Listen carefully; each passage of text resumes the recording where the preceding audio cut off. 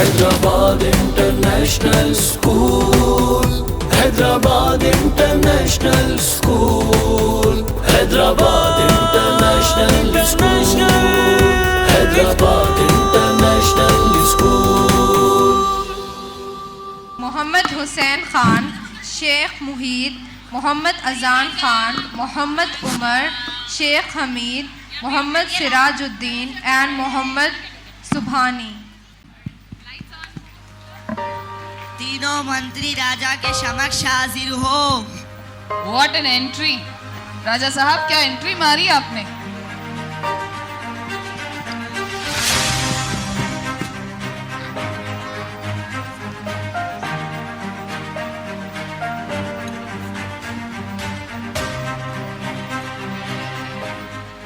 हम अपने मंत्रियों को आदेश देते हैं कि वो जंगल में जाए और वहाँ से तरह तरह के फल भर कर दरबार में पेश किया जाए और आपके पास सिर्फ एक दिन का समय है।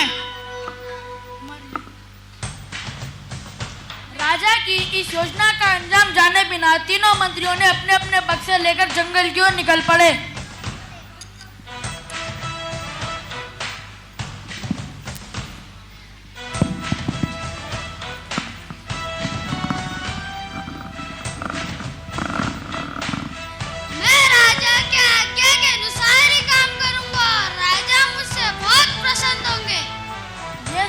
पहले मंत्री ने अच्छे अच्छे और ताजे ताजे फल बक्से में भरना शुरू कर दिया।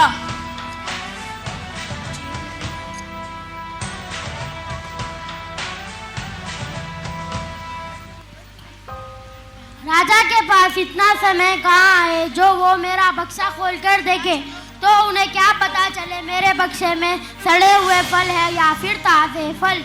ये सोचकर दूसरे मंत्री ने अपने बक्से में सड़े हुए फल भरना शुरू कर दिया।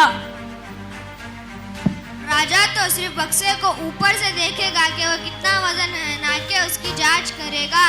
ये सोचकर तीसरे मंत्री ने अपने बक्से में सूखे पत्ते और पत्थर भरना शुरू कर दिया। तीनों मंत्री अपने अपने बक्सों के साथ राजा के दरबार में उपस्थित हुए।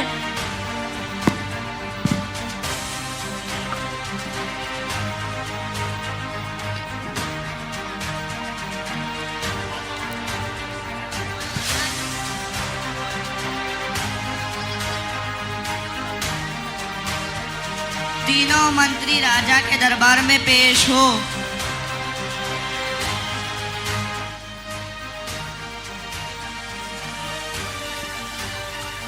सिपाही, ये सब मंत्रियों को इनके बक्सों के साथ कारागृह में 30 दिन के लिए कैद किया जाए और इन्हें वही खाना पड़ेगा जो वो अपने बक्से में भर कर लाए हैं। जी हुजूर।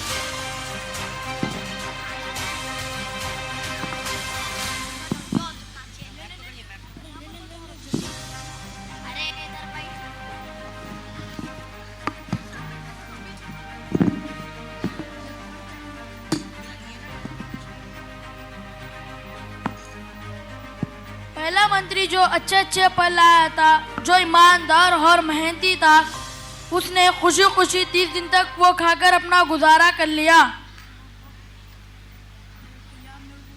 दूसरा मंत्री जो चालाक और बेईमान था, जिसने अपने बक्से में सड़े हुए फल भरे थे, उसने मजबूरी में आकर वही खाना चालू कर दिया और वो देखते ही देखते बीमार हो गया।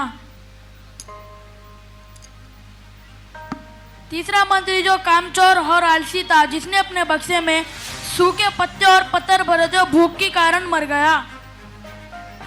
तो राजा को कुछ ही दिनों में आकर सिपाहियों ने मंत्रियों का हाल सुनाया।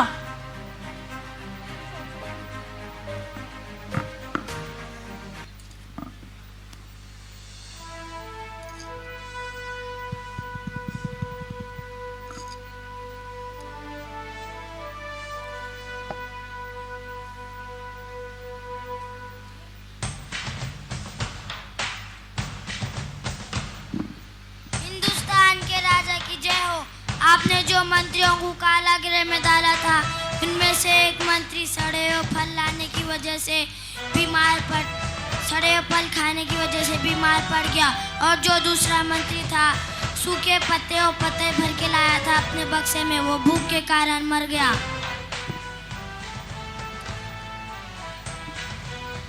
तो राजा को पता चला कि उसका तो ईमानदार और वफादार सिर्फ एक ही मंत्री है। तो राजा ने वो मंत्री को बुलाकर उसकी ईमानदारी और वफादारी का नाम देकर अपना खास मंत्री बनाया। हमने सुना है कि तुम हमारे ईमानदार और वफादार मंत्री हो, इसलिए हम तुम्हें हमारा खास मंत्री बनाते हैं।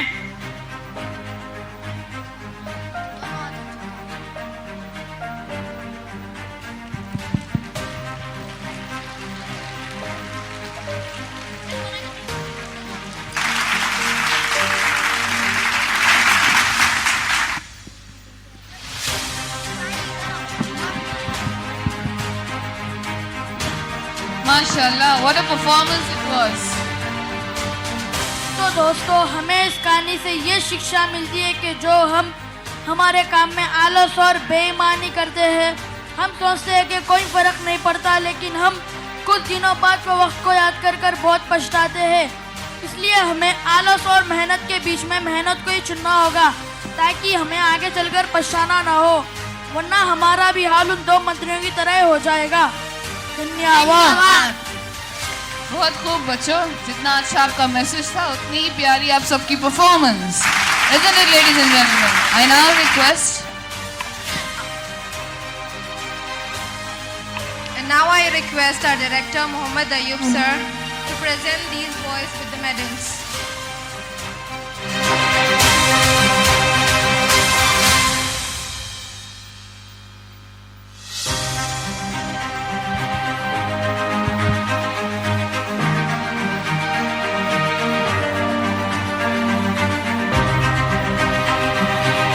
I request the director to please give away the medals to these students. Our director, Muhammad Ayub sir, presenting the awards to all these marvelous actors on stage.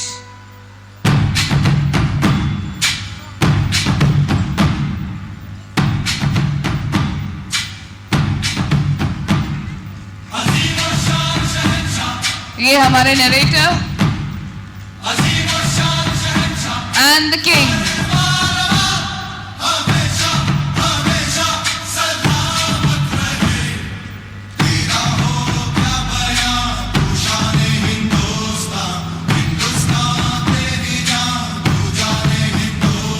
Mashallah, that was an amazing performance, boys. Indeed, we should always keep praying Allah His blessings on all of us.